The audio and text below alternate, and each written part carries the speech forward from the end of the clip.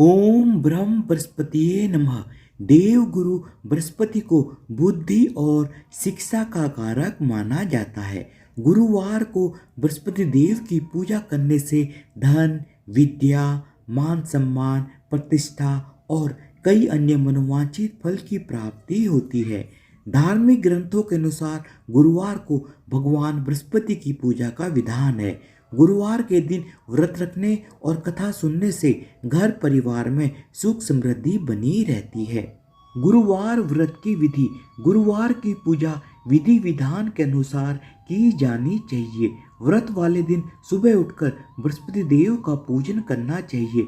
बृहस्पति देव का पूजन पीली वस्तुएं, पीले फूल, चने की दाल, मुनक्का, पीली मिठाई, पीले चावल और हल्दी चढ़ाकर किया जाता है। इस व्रत में केले के पेड़ की पूजा की जाती है। कथा और पूजन के समय मन, कर्म और वचन से शुद्ध होकर मनोकामना पूर्ति के लिए बृहस्पति देव से प्रार्थना करनी चाहिए। जल में हल्दी डालकर केले के पेड़ पर चढ़ाएं। केले की जड़ में चने की दाल और मुनक्का चढ़ाएं। साथ ही दीपक जलाकर पेड़ की आरती उतारें। दिन में एक समय ही भोजन करें। खाने में चने की दाल या पीली चीज़ें खाएं। नमक न खाएं। पीले वस्त्र पहनें। पीले फलों का इस्तेमाल करें। पूजन के बाद भगवान बृहस्पति की कथा अवश्य सुननी या पढ़नी चाहिए। गुरुवार की व्रत कथा। प्राचीन समय की बात है। भारतवर्ष में एक राजा राज्य करता था। वह बड़ा ही प्रतापी और दानी था। वह नित्य गरीबों और ब्राह्मणों की सेवा सहायता करता था। वह प्रतिदिन मंदिर में भगवान के दर्शन करने जाता था, लेकिन यह बात उसकी रानी को बिल्कुल भी अच्छी नहीं लगती थी। वह न ही पूजन करती थी और न ही दान करने में उसका मन लगता था। एक दिन राजा शिकार खेलने के लिए वन को गए हुए थे, तो रानी और दासी महल में अकेली थी। उसी समय बृहस्पति देव साधु वेश में राजा के महल में भिक्षा मांगने के लिए आए और भिक्षा मांगी तो रानी ने भिक्षा देने से मना कर दिया। रानी ने कहा कि हे साधु महाराज, मैं तो दान पुण्य से तंग आ गई हूँ। इस कार्य के लिए मेरे पति देव ही बहुत हैं। आप ऐसी कृपा करें कि सारा धन नष्ट हो जाए तथा मैं आराम से रह सकूं। साधु ने कहा, देवी तुम तो बड़ी अजीब हो। धन और संतान से कौन दुखी होता है? इसकी तो सभी कामना करते हैं। पापी भी पुत्र और धन की इच्छा करते हैं। अगर तुम्हारे पास अधिक धन है तो भूखे मनुष्यों को भोजन कराओ, प्याऊ लगवाओ, ब्राह्मणों को दान दो, कुआं, तालाब, बावड़ी, बाग बगीचे आदि का निर्माण कराओ, मंदिर, पाठशाला, धर्मशाला बनवाकर दान दो, निर्धनों की कुंवारी कन्याओं का विवाह कराओ, साथ ही यज्ञ आदि कर्म करो और अपने धन को शुभ कार्यों में खर्च करो। ऐसा करने से तुम्हारा नाम परलोक में सार्थक होगा एवं स्वर्ग की प्राप्ति होगी। लेकिन रानी पर साधु महाराज के उपदेश का कोई भी प्रभाव न पड़ा। वह बोली, महाराज मुझे ऐसे धन की आवश्यकता नहीं जिसको मैं अन्य लोगों को दान दूं, जिसको रखने और संभालने में ही मेरा सारा समय नष्ट हो जाए। अब आप ऐसी कृपा करें कि सारा धन नष्ट हो जाए तथा मैं आराम से रह सकूं। साधु ने उत्तर दिया कि यदि तुम्हारी ऐसी इच्छा है तो जैसा मैं तुम्हें बताता हूँ तुम वैसा ही करना। बृहस्पतिवार को घर को गोबर से लीपना और अपने केसों को पीली मिट्टी से धोना। राजा से कहना कि वह बृहस्पतिवार को हजामत बनवाए। भोजन में मांस मदिरा खाना और कपड़ा धोबी के यहाँ धुलने डालना। ऐसा करने से 7 बृहस्पतिवार में ही आपका सारा धन नष्ट हो जाएगा। इतना कहकर बृहस्पति देव रूपी साधु महाराज वहां से अंतर्ध्यान हो गए। इसके बाद रानी ने वही किया जो साधु ने बताया था। 3 बृहस्पतिवार ही बीते थे कि उसकी समस्त धन संपत्ति नष्ट हो गई और भोजन के लिए राजा रानी तरसने लगे। तब एक दिन राजा ने रानी से कहा कि तुम यहीं पर रहो, मैं दूसरे देश में काम करने के लिए जाता हूँ, क्योंकि यहाँ पर सभी लोग मुझे जानते हैं, इसलिए मैं यहाँ पर कोई छोटा कार्य नहीं कर सकता। ऐसा कहकर राजा प्रदेश चला गया। वहाँ वह जंगल को जाता और लकड़ी काट कर लाता और शहर में बेचता। इस तरह वह अपना जीवन व्यतीत करने लगा। इधर राजा के बिना रानी और दासी दुखी रहने लगी। किसी दिन भोजन मिलता और किसी दिन जल पीकर ही रह जाती। एक समय जब रानी और दासी को 7 दिन तक बिना भोजन के रहना पड़ा तो रानी ने अपनी दासी से कहा, हे दासी, पास ही के नगर में मेरी बहन रहती है, वह बड़ी ही धनवान है। तू उसके पास जा और थोड़ा बहुत अनाज लेकर आ जा ताकि थोड़ी बहुत गुजर बसर हो जाए। दासी रानी की बहन के पास गई। उस दिन बृहस्पतिवार था।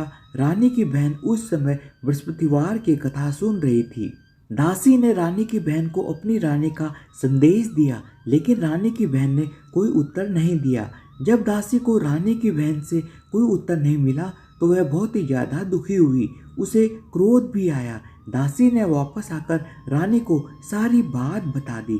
सुनकर रानी ने कहा कि दासी, इसमें उसका कोई भी दोष नहीं है। जब बुरे दिन आते हैं तो कोई भी सहारा नहीं रहता। अच्छे बुरे का पता विपत्ति में ही लगता है। ईश्वर की जो इच्छा होगी वही होगा। यह सब हमारे भाग्य का दोष है। यह सब कहकर रानी ने अपने भाग्य को कोसा। उधर रानी की बहन ने सोचा कि मेरी बहन की दासी आई थी, लेकिन मैं उससे नहीं बोली। इससे वह बहुत दुखी हुई होगी। कथा सुनकर और पूजन समाप्त करके वह अपनी बहन के घर आई और कहने लगी, हे बहन, मैं बृहस्पतिवार का व्रत कर रही थी। तुम्हारी दासी मेरे पास आई थी, लेकिन जब तक कथा होती है तब तक ना तो उठते हैं और ना ही बोलते हैं, इसलिए मैं नहीं बोली। बताओ दासी क्यों आई थी मेरे पास? रानी बोली, बहन, तुमसे मैं क्या छिपाऊं, हमारे घर में खाने तक को अनाज नहीं है। ऐसा कहते कहते रानी की आंखें भर आई। उसने दासी समेत पिछले 7 दिन से भूखा रहने की सारी बात अपनी बहन को बता दी। इसलिए मैंने दासी को तुम्हारे पास थोड़ा बहुत अनाज लेने के लिए भेजा था। रानी की बहन बोली, देखो बहन, बृहस्पति देव सबकी मनोकामना पूर्ण करते हैं। देखो, शायद तुम्हारे घर में भी अनाज रखा हो। पहले तो रानी को विश्वास नहीं हुआ, परंतु बहन के बार बार आग्रह करने पर उसने दासी को अंदर कमरे में भेजा। तो दासी घर के अंदर गई तो वहां पर उसे सचमुच एक अनाज से भरा हुआ घड़ा मिला। उसे देखकर बड़ी हैरानी हुई। उसने बाहर आकर रानी को बताया। दासी रानी से कहने लगी, हे रानी, जब हमको भोजन नहीं मिलता तो हम व्रत ही तो करते हैं, इसलिए क्यों ना इनसे व्रत की विधि और कथा पूछ ली जाए ताकि हम भी व्रत किया करेंगे। दासी के कहने पर रानी ने अपनी बहन से बृहस्पतिवार व्रत के बारे में पूछा। उसकी बहन ने बताया, बृहस्पतिवार के व्रत में चने की दाल, गुड़ और मुनक्का से भगवान विष्णु का केले के वृक्ष की जड़ में पूजन करें तथा दीपक जलाएं और कथा सुनें। उस दिन एक समय ही भोजन करें और भोजन में पीले खाद्य पदार्थ का सेवन जरूर करें। इससे गुरु भगवान प्रसन्न होते हैं, अन्न, पुत्र और धन का वरदान देते हैं, साथ ही सभी मनोकामनाएं पूर्ण करते हैं। व्रत और पूजन की विधि बताकर रानी की बहन अपने घर लौट आई। रानी और दासी दोनों ने निश्चय किया कि बृहस्पति देव भगवान का पूजन जरूर करेंगे। 7 दिन के बाद जब बृहस्पतिवार आया तो उन्होंने व्रत रखा। गुड़साल में जाकर दाल, चना और गुड़ लेकर आई तथा उसकी दाल से केले की जड़ तथा विष्णु भगवान का पूजन किया। अब पीला भोजन कहाँ से लाएं? दोनों बहुत ही ज्यादा दुखी हुई, परंतु उन्होंने व्रत रखा हुआ था, इसलिए बृहस्पति देव उनसे अत्यंत प्रसन्न थे। वह एक साधारण व्यक्ति के रूप में 2 थालों में पीला भोजन लेकर आए और दासी को देकर बोले, हे दासी, यह भोजन तुम्हारे और तुम्हारी रानी के लिए है, इसे तुम दोनों ग्रहण करना। दासी भोजन पाकर बहुत ही ज्यादा प्रसन्न हुई। उसने रानी से कहा कि चलो रानी जी, भोजन कर लो, परंतु रानी को भोजन के आने के बारे में कुछ भी पता नहीं था, इसलिए उसने कहा कि जा तू ही भोजन कर, क्योंकि तू व्यर्थ में हमारी हंसी उड़ाती है। तब दासी ने कहा, एक व्यक्ति भोजन देकर गया है। तब रानी ने कहा कि वह व्यक्ति तेरे लिए ही भोजन देकर गया होगा, तू ही भोजन कर। तब दासी ने कहा कि वह व्यक्ति हम दोनों के लिए 2 थालों में सुंदर पीला भोजन देकर गया है, इसलिए मैं और आप दोनों साथ साथ भोजन ग्रहण करेंगे। यह सुनकर रानी बहुत ही ज्यादा प्रसन्न हुई और दोनों ने गुरु भगवान को नमस्कार कर भोजन ग्रहण किया। उसके बाद से वे प्रत्येक बृहस्पतिवार को गुरु भगवान का व्रत और पूजन करने लगी। बृहस्पति भगवान की कृपा से उनके पास फिर से धन संपत्ति आ गई, लेकिन रानी फिर पहले की तरह ही आलस्य करने लगी। तब दासी बोली, देखो रानी, तुम पहले भी इस प्रकार आलस्य करती थी, तुम्हें धन को रखने में कष्ट होता था, इस कारण सभी धन नष्ट हो गया, और अब जब दोबारा गुरु भगवान की कृपा से धन मिला है तो तुम्हें फिर से आलस्य होता है। बड़ी मुसीबतों के बाद हमने यह धन पाया है, इसलिए हमें दान पुण्य करना चाहिए। तुम्हें भूखे मनुष्य को भोजन कराना चाहिए, प्याऊ लगवाने चाहिए, ब्राह्मणों को दान देना चाहिए, कुआं, तालाब, बावड़ी और बाग बगीचे इत्यादि का निर्माण कराना चाहिए, मंदिर, पाठशाला और धर्मशाला बनवाकर दान देना चाहिए, निर्धनों की कुंवारी कन्याओं को विवाह कराना चाहिए, साथ ही यज्ञ आदि कर्म करने चाहिए और अपने धन को शुभ कार्यों में खर्च करना चाहिए, जिससे तुम्हारे कुल का यश बढ़ेगा और स्वर्ग की प्राप्ति होगी और पितृ प्रसन्न होंगे। दासी की बात मानकर रानी शुभ कार्य करने लगी, उसका यश फैलने लगा। एक दिन रानी और दासी आपस में विचार करने लगी कि न जाने राजा किस दशा में होंगे, उनकी कोई खोज खबर भी नहीं है। उन्होंने श्रद्धापूर्वक बृहस्पति भगवान से प्रार्थना की कि राजा जहाँ कहीं भी हो शीघ्र ही वापस आ जाएं। उसी रात को बृहस्पति देव ने राजा को सपने में आकर कहा, हे राजा उठ, तेरी रानी तुझको याद करती है, अपने देश को लौट जा।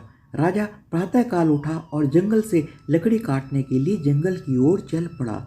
जंगल से गुजरते हुए विचार करने लगा कि रानी की गलती से उसे कितने दुख भोगने पड़े।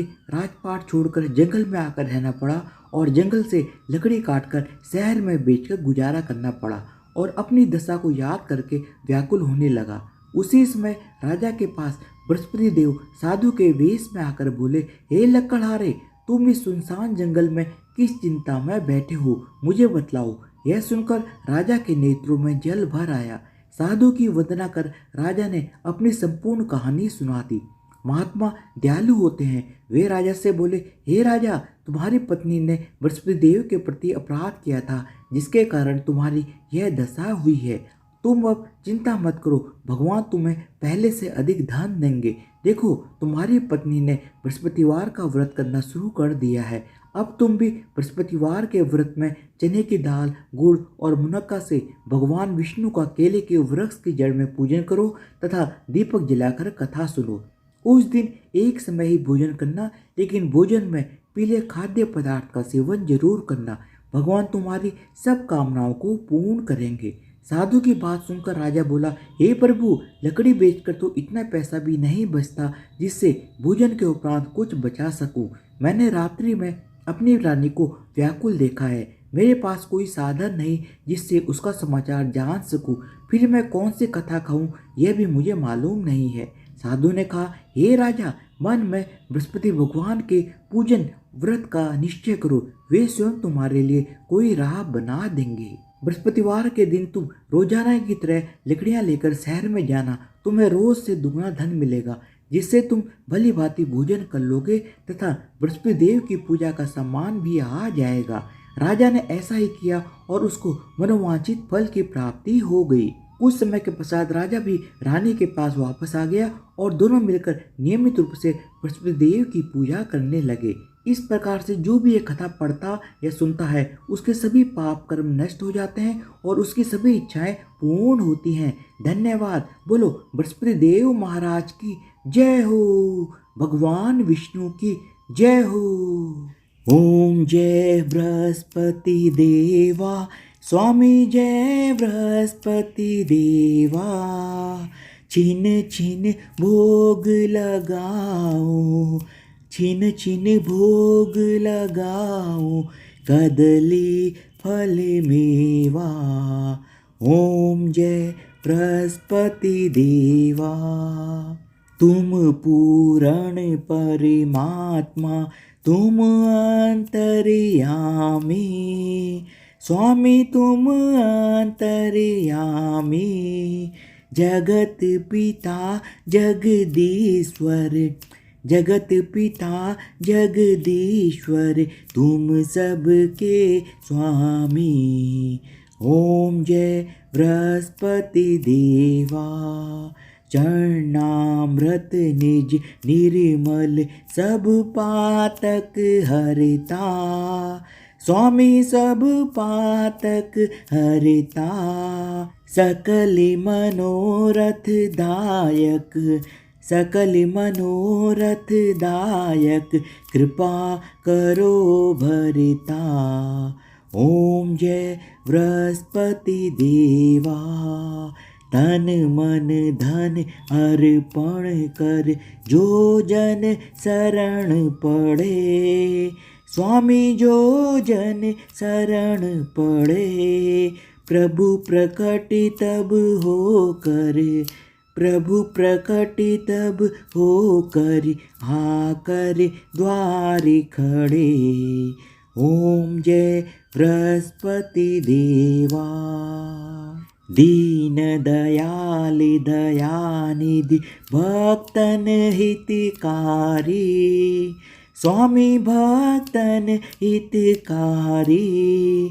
पाप दोष सब हरता, पाप दोष सब हरता, भव बंधन हारी। ओम जय बृहस्पति देवा। सकल मनोरथ दायक सब संशय हारी, स्वामी सब संशय हारी। विषय विकार मिटाओ, विषय विकार मिटाओ, संतन सुखकारी। ओम जय बृहस्पति देवा। जो कोई आरती तेरी प्रेम सहित गावे, स्वामी प्रेम सहित गावे।